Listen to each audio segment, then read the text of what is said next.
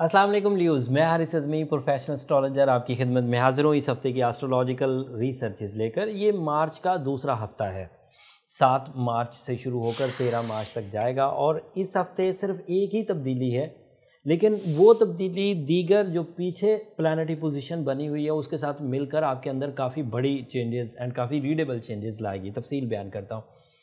13 तारीख को नया चांद होगा, 13 मार्च को। ये जिस हफ्ते की मैं वीडियो बयान कर रहा हूँ उसके आखिरी दिन नया चांद होगा। नया चांद 2-3 तो बेसिक से एडवांटेज देता है। अब तो होपफुली आपको इसका अंदाज़ा हो गया होगा। New moon, full moon, growing moon, moon किसी भी फ्रेंडली एंगल पर हो आपके जज्बात को वो फ्यूल देता है। मून लाइट हमारे इमोशनल फ्यूलिंग की ही वजह बनती है। अब जो कुछ भी सोच रहे होंगे, अगर चांद अपने आबोताब पर होगा तो आपके वो सोचें दिलचस्पी की तरफ चली जाएंगी, जिस तरफ भी आप सोच रहे हो। ये जो नया चांद है ये आपके यहाँ 8th हाउस में होने लगा। तो 8th हाउस की दिलचस्पियाँ अमूमी तौर पर क्या होती हैं? अपनी कॉम्प्लिकेशंस को रिजॉल्व करने को दिल करता है।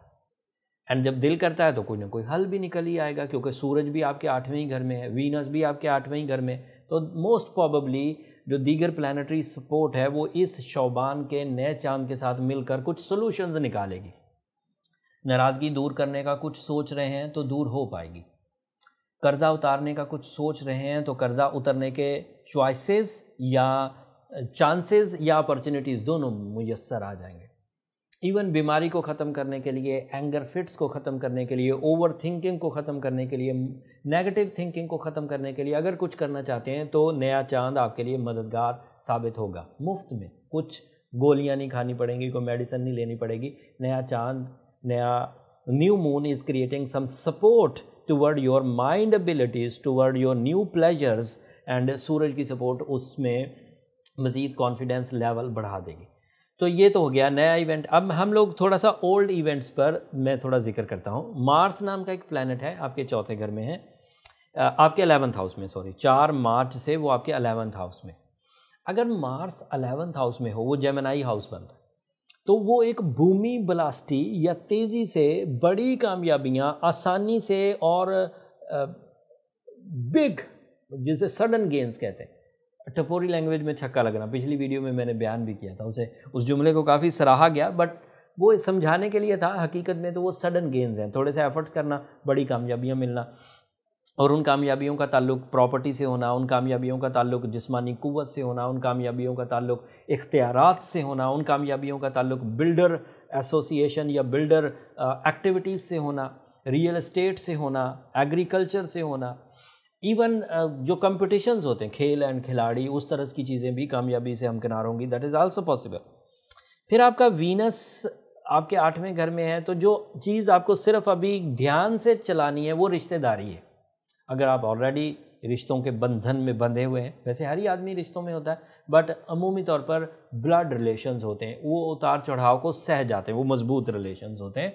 वो उतार चढ़ाव अगर वीनस डाउन भी हो तो चल जाता है मामला। ये जो एग्रीमेंटल रिलेशंस होते हैं, जिसमें 4 गवाहों के दस्तखत होकर आते हैं, जिसमें इजाब व कबूल हामी भर कर लिया जाता है, इन रिलेशंस में अमूमी तौर पर उतार चढ़ाव आता है। या ऐसे रिलेशंस में उतार चढ़ाव आता है जिन रिलेशंस की कमिटमेंट पर ही बेस है। मैंने आपसे कमिट किया हुआ है, आपने मुझसे कमिट किया हुआ है, दोनों की कमिटमेंट जज्बात से रिलेटेड थी और वीनस की नेगेटिव एंगल की वजह से जज्बात डाउन हो गए। जब जज्बात ही से कमिटमेंट थी और जज्बात ही डाउन हो गए तो दैट मीन्स कि वो रिलेशन सस्टेन नहीं कर पाता, उसमें उतार चढ़ाव आ जाते हैं। अगर तो थोड़ा सा ही कमज़ोरी आई हो 20-22 दिन की तो रिकवर हो जाती, क्योंकि 20-22 दिन के बाद वीनस अच्छी फॉर्म में आ ही जाता है। लेकिन अगर कोई सिवियर किस्म की सिचुएशंस पैदा हो जाएं और आपसी तलखियाँ, अदावतें और सॉरी टू से गुस्ताखी इतनी बढ़ जाए एक दूसरे के साथ कि वो फिर रिश्ते दोबारा जुड़ना मुश्किल हो जाता है। दिल टेढ़े हो जाएं तो मुश्किल होता है। अगर रब चाहे तो दिलों का टेढ़ापन ठीक हो जाता है, दोबारा मोहब्बतें पैदा हो जाती। लेकिन कभी भी अपने बैड पैच की वजह से, अपनी नेगेटिव थिंकिंग की वजह से, नेगेटिविटी ऑफ हॉरोस्कोप की वजह से अपने रिश्ते कुर्बान ना किया करें। ऐसा अक्सर होता है। इमोशंस वेरिएबल हैं, इमोशन कभी सस्टेन नहीं करते। जज्बाती कैफियत हमेशा उतार चढ़ाव का शिकार रहती हैं। आपके कैसे अटैचमेंट्स हैं कि ज़रा सा अच्छा दौर आया तो आप माइल हो गए, ज़रा सा बुरा दौर आया आप दूर भाग गए। इस तरह के रिश्ते न मत बनाया करें। ऐसे रिश्ते बनाया करें कि जो सोल बाउंडिंग्स क्रिएट करें, लव कमिटमेंट्स हों तो इतनी स्ट्रांग हो कि ज़िंदगी भर वो निभाएं, एंड उसके लिए आप बने भी हैं। ल्यूज आर सो कमिटेड, जिससे मोहब्बत करते हैं उसे टूट के चाहते हैं, एंड फिर उनकी चाहतें भी अमूमी थे। सब ल्यूज़ के लिए नहीं, अब सब ल्यू नीचे कमेंट मत करने कर दीजिएगा जिनके साथ बेवफाइयाँ की होती ल्यू ने, फिर वो एक लिस्ट ऑफ बेवफाइयाँ भेज देते हैं कि मेरे साथ तो ऐसा नहीं हुआ। किसी के साथ ऐसा होता है, वो बंदे कमबख्त अपनी सलाहियतों से हट कर काम करते हैं, बट मोस्टली ल्यूज़ कमिटमेंट वाले होते हैं। मोस्टली ल्यू इमेच्योर कमिटमेंट्स करते हैं, सोल लेवल की, और मंजिल परस्त होते हैं। जब किसी एक को चाह लेते हैं फिर उसे ही चाहते रहते हैं, मोस्टली ऐसा ही होता है। बट कुछ बीच में से हर ही फील्ड में कुछ काली भेड़ें तो होती। खैर, अब हम सम अप करते हैं कि जो प्लानिटरी सेटअप किन किन को फ़ायदा देगी। ड्यू टू मार्स बिल्डर्स को फ़ायदा है, रियल एस्टेट वालों को फ़ायदा है, कंपटीटर्स को फ़ायदा है, कंपटीशन करने वालों को फ़ायदा है, एग्रीकल्चर वालों को फ़ायदा है, स्टूडेंट्स को फ़ायदा है, घर को ताज़ीन और आयश करने का ये सही टाइम है, घर को बड़ा करने का ये सही टाइम है, जॉब स्विच करने का ये सही टाइम है, एंड इसी तरह की दीगर चीज़ें जिसमें लग्जरी टाइप के जज्बात आते हों वो आपके लिए ओके। वीनस की पोजीशन नेगेटिव है तो लव कमिटमेंट में एहतियात बरतिए, एंड कोई भी सेरेमनी करते हुए अभी मोहतात रहने की ज़रूरत है। Jupiter eight there excellent level, Jupiter की अच्छाइयाँ रिश्तेदारों को रिश्तेदारी की मजबूती की वजह बनेगी, चाहे वीनस वीक ही क्यों ना हो। फिर सन की पोजीशन भी आपकी 10th हाउस की है, वो भी वीनस की कमज़ोरी को दूर कर रही है, तो मोस्ट प्रॉबेबली आपको रिलेशनशिप क्राइसिस नहीं आएंगे, लेकिन हम ये कह नहीं सकते कि क्राइसिस है ही नहीं। वीनस की कमज़ोरी एक छोटा सा ट्रबल या टीज़र तो क्रिएट कर सकती है, लेकिन अदरवाइज़ आपके प्लैनेट्स अच्छे हैं। इस वक्त मल्टीटास्किंग करना, इस वक्त ओवरसीज़ ट्रैवल करना, इस वक्त प्रॉपर्टी खरीदना या बेचना या इन्वेस्ट करना, स्टॉक एक्सचेंज में इकदाम करना, सेहत के लिए अच्छे इकदाम करना, नए कारोबार का आगाज़ करना। ल्यूज़ के लिए टेक्सटाइल बहुत अच्छा रहता है, आयरन फील्ड, ट्रांसपोर्ट फील्ड ये बहुत अच्छी रहती है, रियल एस्टेट तो है ही अच्छी, सो ये फील्ड्स इनके लिए अच्छी हैं। मरकरी भी आपके यहाँ 7th हाउस में है, तो ये स्टूडेंट्स के लिए बहुत अच्छा है, ये सियासतदान ल्यूज़ के लिए बहुत अच्छा है, ये ऐसे ल्यूज़ के लिए बहुत अच्छा है जो तहरीर का काम करना चाहते हैं, राइटिंग स्किल्स, टीचिंग का काम करना चाहते हैं, या फिर पब्लिक एक्टिविटीज़ करते हैं, लोगों को अपनी राय से मुत्तफ़िक करना चाहते हैं, उनके लिए भी ये टाइम बहुत अच्छा है। वाइट कलर आपका लकी कलर है, नंबर 1 डिजिट आपका लकी डिजिट है। अगर किसी का एक नंबर लकी हो, 1 नंबर, तो उसका 10 नंबर भी लकी होता है, क्योंकि उसका सिंगल डिजिट भी 1 ही बनता है। एंड फिर आपके लिए Sunday and Thursday lucky days हैं। आप इन तारीखों पर काम शुरू करें तो आपको मज़ीद अच्छे रिस्पॉन्सेज मिलेंगे। अगर तो कोई ल्यू ऐसा है जो इन्हीं प्लानिटरी सेटअप के इवज़ चल रहा है, उसे ज़्यादातर चीज़ें अच्छी लग रही हैं, एक आध रिलेशनशिप में थोड़ा बहुत उतार चढ़ाव, लेकिन बाकी चीज़ें अच्छी हैं, तो that means he is parallel to the nature, वो बिल्कुल सही से ही चल रहा है, उसे परेशान होने की ज़रूरत नहीं, और उसे किसी तरह की रेमेडी परफॉर्म करने की भी ज़रूरत नहीं। बट कोई अगर ऐसा ल्यू है जो सेहत में, रिश्तों में, कारोबार में, इज़्ज़त में, कानूनी मसाइल में उलझ रहा है और मुसलसल ट्रबल्स बढ़ रही हैं, तो फिर उसे 2-3 ऑप्शंस हैं उसके पास, उसे वो परफॉर्म कर लेने चाहिए। The first option is go with general remedy, that is blue sapphire 8 से 10 कैरेट विद सूरह Shams 5 times in a day, and साथ में सूरह यासीन की सेकंड लास्ट आयत भी कंसीडर कर सकते हैं, और ब्लैक कलर को अवॉइड करें।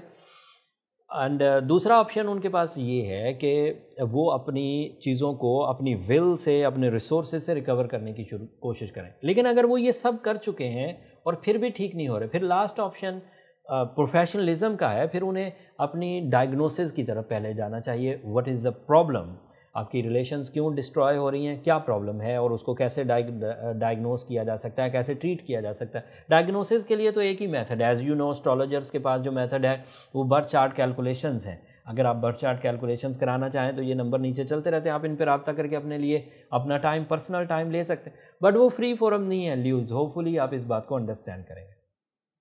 एंड अगर हमें पता चल जाता है कॉज ऑफ डैमेज क्या है रिलेशनशिप में, हेल्थ में, कैरियर में, या फिर अदरवाइज मुकदमों में प्रॉब्लम्स क्या हो रही हैं, तो फिर उनको ट्रीट करना भी इजी होता है। उनके लिए कुछ ये जनरल रेमेडी से आगे बढ़कर जो सिवियर रेमेडीज़ हैं, जो हमने 18 साल में अपने तजर्बा से कुछ चीज़ें फाइंड आउट की, कुछ आर्ट ऑफ हीलिंग सीखे हैं, वो आपको पता चल जाएंगे।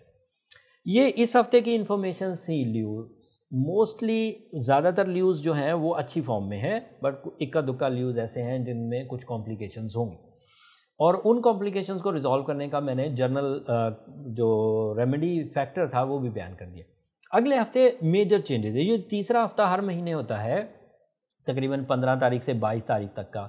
ये हफ्ता स्टार्स की पोजीशन चेंज होने का, अगले हफ्ते आपका रूलिंग प्लैनेट एक नेक्स्ट एंगल पर चला जाएगा, अगले हफ्ते वीनस भी अपने एक नेक्स्ट एंगल पर चला जाएगा, एंड अदरवाइज भी न्यू एस्पेक्ट्स ज़्यादा मेच्योरिटी के साथ काम करेंगे।